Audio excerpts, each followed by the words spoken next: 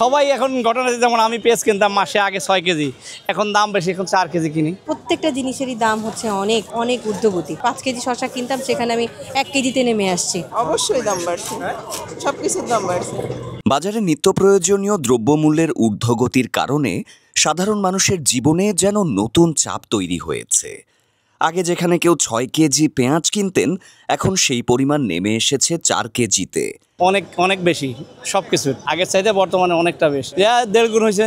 সবাই এখন ঘটনা যেমন আমি পেঁয়াজ কিনতাম মাসে আগে 6 কেজি, এখন দাম বেশি, এখন 4 কেজি কিনি। সবাই যেমন তেল আগে হয়তো লাগতো 6 লিটার বা 7.5 বা 7 লিটার, এখন 5 লিটার বা 4.5 লিটার। কারণ ওই বাজেটের ভিতরে যেমন আয় সেই ব্যয় সেরকম তো মিলেই থাকতে হবে।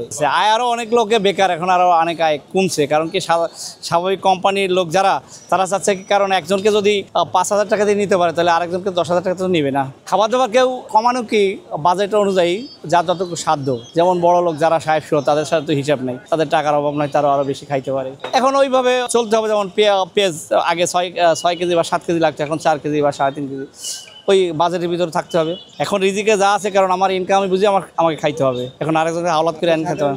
সবাই আশা করে এখন এটা কমাও মনে হয় সম্ভব না। একমাত্র দেখছি চিনির দাম কমছে 110 টাকা থেকে আজকে 100 টাকায় কিনলাম। এছাড়া তো আপাতত দৃষ্টিতে আমি এমন কিছু দেখছি না, সব কিছুর দামই ঊর্ধ্বগতি। এটাই আমার স্বাভাবিক জ্ঞানে বোঝায়। কেউ বলছেন আয় কমেছে ঠিকই, কিন্তু ব্যয় বেড়ে গেছে আরও বেশি। ফলে কম কিনতে হচ্ছে, খেতেও হচ্ছে কম। বাজারে তো সবকিছুর দামই অনেক ঊর্ধ্বগতি। এটা তো কোনোভাবেই নিয়ন্ত্রণ হচ্ছে না, হয়তো এই বোধহয় কারো এই অবস্থা। প্রত্যেকটা জিনিসেরই দাম হচ্ছে অনেক অনেক ঊর্ধ্বগতি। কোনো একটা জিনিস যখন আগে যেটুকু কিনতাম, এখন আমি শসা যদি কিনতাম, আমি 5 কেজি শসা কিনতাম, সেখানে আমি 1 কেজিতে নেমে আসছি। আমার খাবার মানেরও পরিবর্তন করতে হচ্ছে দামের কারণে। না, 5 আগস্টের পরে কিছুদিন অনেক ভালো বাজার নিয়ন্ত্রিত ছিল আমার কাছে মনে হয়। আমি পেয়েছি, কারণ আমি রেগুলারই বাজার করি। বাট রিসেন্ট মাসখানেক ধরে আমার কাছে একটু এক্সেস লাগছে। সাধারণ মানুষ হিসেবে কারণ তো বুঝছি না, কারণ যেহেতু নিয়ন্ত্রণ করা সম্ভব হয়েছিল, তার মানে এই জায়গাটা হয়তো আবার হালকাভাবে দেখা হচ্ছে, এটাই কারণ হতে পারে।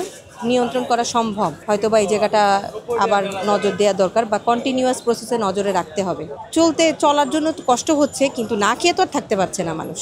5ই আগস্টের পর বাজার কিছুটা নিয়ন্ত্রণে এলেও সাম্প্রতিক সময়ে আবারও দাম বেড়েছে। 60 টাকা 50 টাকা ছিল, এখন 100 টাকা দিল। খাচ্ছি কম এটা না, মনে হয় শুধু আমি খাচ্ছি না, সবাই তো খাচ্ছে। হ্যাঁ, যার যেমন আয় সে তেমন করতেছে, খরচ করতেছে। কেন এই অস্থিরতা, সেটাই এখন বড় প্রশ্ন সাধারণ মানুষের।